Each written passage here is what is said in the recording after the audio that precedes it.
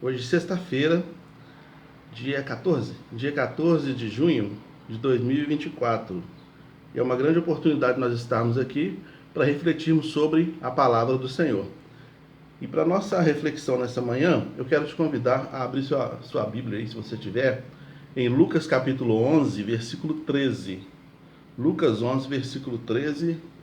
Vamos ver o que Jesus vai falar aqui nesse texto que é muito importante da palavra de Deus para nossa reflexão nessa manhã.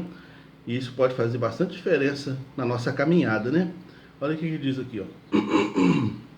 Ora, se vós, apesar de serdes maus, sabeis dar o que é bom aos vossos filhos, quanto mais o vosso Pai que está nos céus dará o Espírito Santo àqueles que lhe pedirem. Então Jesus está, nesse contexto aqui, Jesus está falando sobre quanto nós conseguimos fazer um pouco do bem para os nossos filhos, apesar da nossa natureza ser caída, apesar da nossa natureza, a natureza humana, ter um déficit, né, por causa do pecado que em nós habita. Ele fala assim: ainda que vocês sejam maus, conseguem fazer o bem aos vossos filhos, muito mais o vosso Pai que está nos céus dará o Espírito Santo a todo aquele que pedir. Dará o Espírito Santo àquele que pedir.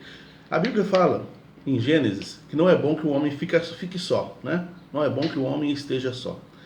E farei para ele então uma ajudadora. Aí Deus então faz a mulher.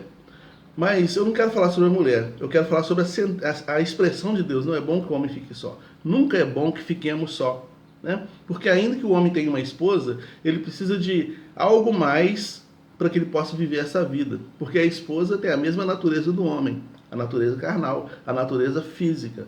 Já o Espírito Santo é o upgrade divino, é a presença de Deus na vida. Então quando ele fala assim, vocês podem pedir, aqui em Lucas 11 que nós lemos, né?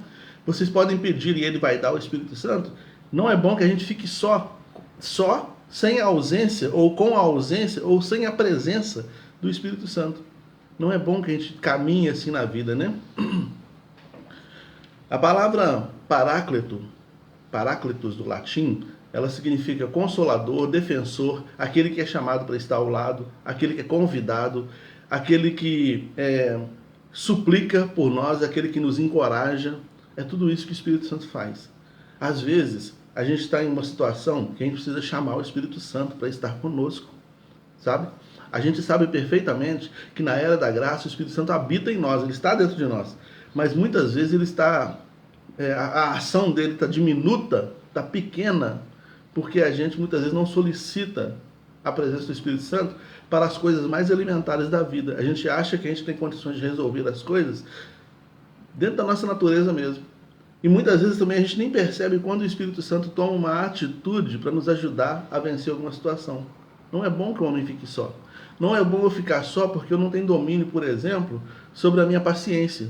Não é bom que eu fique só porque eu não tenho domínio, por exemplo, sobre a minha paz interior. Não é bom que o homem fique só porque eu não tenho domínio, por exemplo, sobre a minha longanimidade, a minha bondade. Percebe que o Espírito Santo ele gera isso tudo em nós?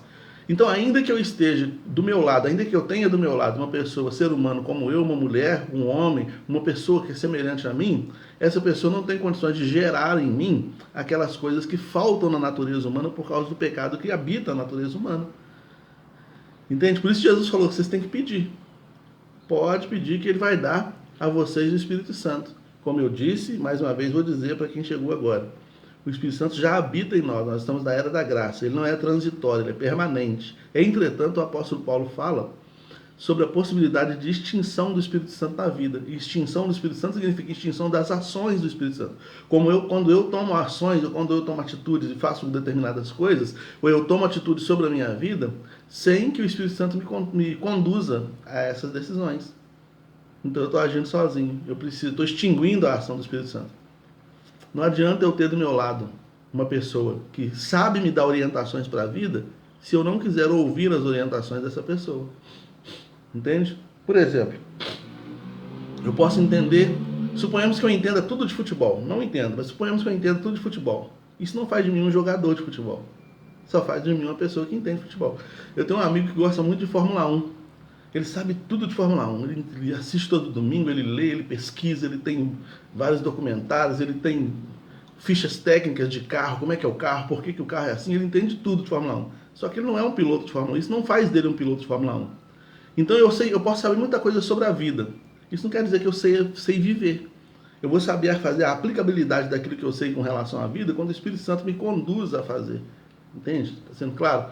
Então, eu preciso do Espírito Santo para me aconselhar, eu preciso do Espírito Santo para me direcionar. Quantas vezes eu estou precisando de um conselho, de uma diretriz, né? Uma diretriz, Senhor, me dá uma iluminação sobre esse assunto. Então eu vou receber a iluminação do Espírito Santo que vai me conduzir. Eu vou receber a orientação do Espírito Santo que vai me direcionar. Né? Às vezes eu preciso do Espírito Santo para me consolar. Ontem à noite eu fui no cemitério.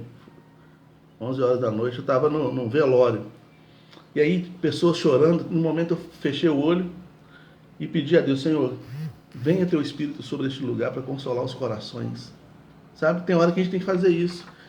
Tem hora que a gente tem que fazer isso. Senhor, que venha o seu Espírito aqui nesse momento para consolar meu coração. Que venha seu Espírito aqui nesse momento para acalmar a minha alma. Que venha seu Espírito aqui nesse momento para me dar essa direção. Sabe? Isso no dia a dia, no trânsito, no dia a dia. A gente tem essa possibilidade de falar com Deus, de pedir ao Senhor que o Espírito Santo venha sobre nós. Ou seja, que ele tenha uma influência mais veemente naquele momento da minha vida. E ele fará com certeza, né? Quantas vezes eu estou me sentindo sem forças para qualquer coisa. Estou me sentindo sem força. Tem coisas, tem notícias, tem situações que chegam a nós e tiram a nossa força, né? Tem hora que a gente recebe alguma notícia e a nossa perna fica bamba, né? A gente fica sem energia para agir, não quer nem levantar do sofá. Está sem força. Quantas vezes eu falo, Senhor, que o Teu Espírito Santo venha sobre mim nesse momento, que Ele tenha o poder, a influência, que Ele tenha a liberdade de me dar a força necessária nesse momento, para eu passar, para eu viver esse momento, essa situação que eu estou vivendo agora, para eu enfrentar essa situação que eu estou enfrentando agora. Tem momentos da sua vida, se você tem algum tempo de caminhada cristã, certamente você tem momentos da sua vida que você vai olhar para trás e falar, não sei como eu venci aquilo naquele momento. Gente, foi uma situação tão difícil, foi um período tão difícil da minha vida, eu não sei como eu venci. Você venceu por causa do Paracleto. Você venceu por causa dele, que estava ali do seu lado. Né, te fortalecendo, que estava ali animando o seu coração, né, fortalecendo o seu coração. Ele também regenera a nossa espiritualidade. Quantas vezes a nossa vida cristã está ficando minguada, quantas vezes a nossa espiritualidade está ficando minguada, né? Eu não estou falando de igreja. Você pode ser um assíduo frequentador de igreja e estar com a vida espiritual fragmentada. Quantas vezes o Espírito Santo vai remendar essa vida espiritual, vai fazer tudo de novo, né?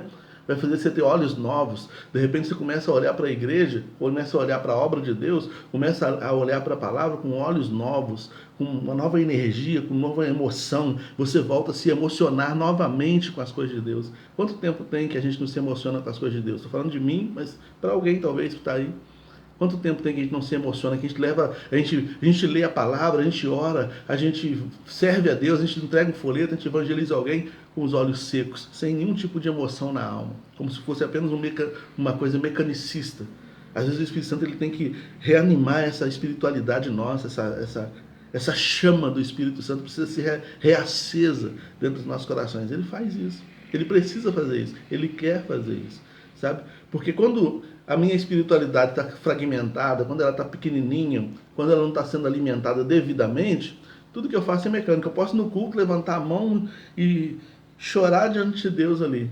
De repente eu estou chorando por algum tipo de emoção que me veio, mas não estou de fato tendo aquela ideia da presença de Deus. Não estou percebendo a presença de Deus. E é essa espiritualidade que o Espírito Santo pode reacender dentro de mim, né? Nos ajuda a crescer espiritualmente, né? Nos dá a experiência, né? A experiência com Ele, no sentido de a gente ver as coisas sendo manifestas, no sentido de dons espirituais, por exemplo. Quantas vezes acontece alguma coisa e você pensa assim, eu não sei como eu sabia, mas eu já sabia que isso ia acontecer.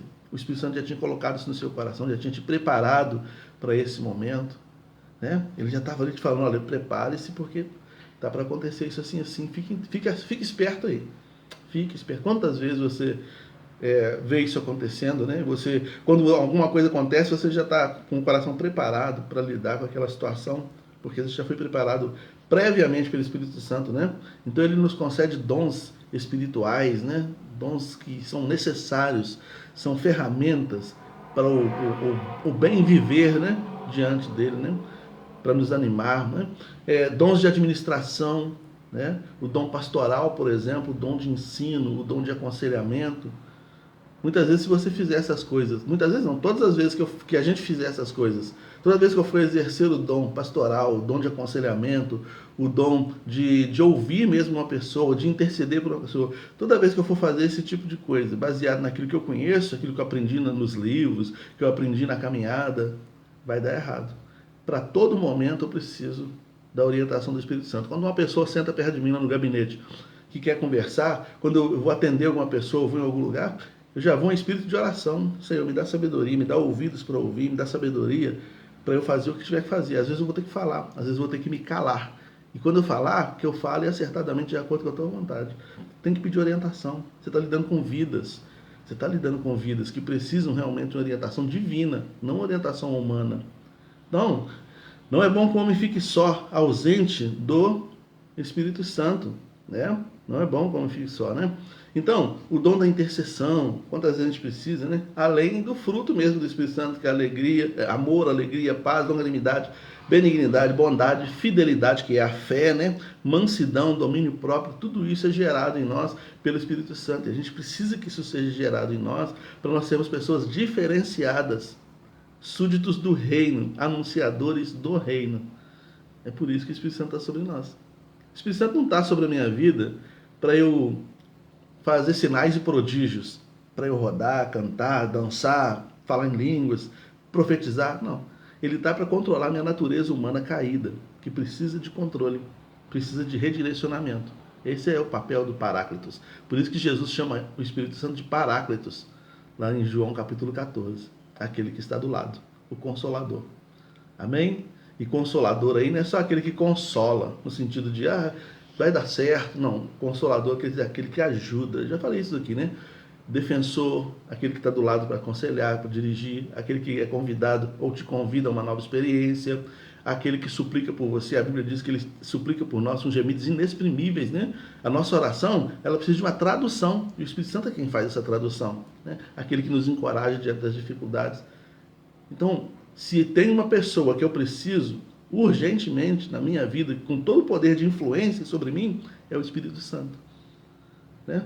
A gente precisa do ser humano do lado. Um homem sem uma mulher, por exemplo, ele acaba perdendo a vida. Porque a mulher do lado, ela pega no seu pé. Se você tem uma boa esposa, é aquela que pega no seu pé, meu irmão. É aquela que já tomou remédio, já foi no médico, já fez isso, já fez aquilo. Aí você diz, nossa, você parece minha mãe. Não, ela foi colocada do seu lado ali como ajudadora, aquela pessoa que se deixar o homem não faz muitas coisas. E a mulher também, muitas vezes, ela precisa dessa pessoa do lado dela, do homem do lado dela, para também dar orientações, para pegar no pé dela também sobre algumas coisas que ela precisa fazer. Então, um ajuda o outro. E os dois precisam da ajuda do Espírito Santo. Amém? Ô Vera Lúcia, bom dia, minha irmã. Deus te abençoe, tá? Ana Machado, também Deus abençoe. Jusilane e Alice, né? Deus abençoe também. E todos os demais irmãos que estão aí. Deus abençoe, que você tenha um bom dia na presença do Senhor, uma boa sexta-feira, um bom final de semana. E amanhã, você que é de Juiz de Fora, você que é da IBEMAVE, amanhã às 19 horas eu te encontro lá no templo da IBEMAVE para a nossa 18ª noite de caldos e doces. Tem doces e caldos muito bem preparados lá. Quem são é a 18ª, né? Terá bandas tocando lá, você vai ter oportunidade de conversar com seus irmãos e vai ser uma bênção muito grande. Não deixe de ir e levar uma pessoa para abençoar a vida dessa pessoa e também abençoar a obra de Deus. Deus abençoe cada um. Senhor, que o Teu Espírito venha sobre nós para nos fazer entender as verdades do reino dos céus. Também que Teu Espírito vá sobre a Mônica em nome de Jesus, para trazer cura e bênção sobre a vida da Tua filha. Cura a Tua filha pelo Teu poder em nome de Jesus. Amém. Fique com Deus, meu irmão. Fique com Deus, minha irmã. Deus te abençoe.